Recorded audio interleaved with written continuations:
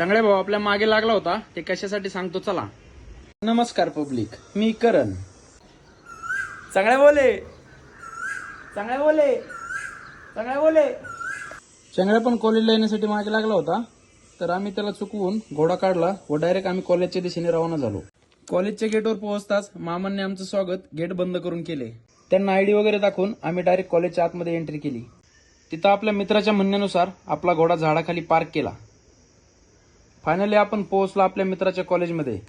कॉलेजची एक्झाम चालू असल्यामुळे कॉलेजमध्ये बॅग सोडता काहीच दिसत नव्हते. मी कॉलेज सोडून 2 वर्ष झाले होते, पण अंगातले किडे काही जात नव्हते. मित्राचं महत्त्वाचं काम आवरून आम्ही गेलो थोडेसे फोटो काढण्यासाठी. फोटोशूट झाला, नंतर आम्ही निघालो होतो रूमच्या दिशेने. तेवढ्यात मामांनी एकाच गाडीवर तिघांना पाहून आम्हाला अडवले आणि एका मित्राला खाली उतरावं लागलं.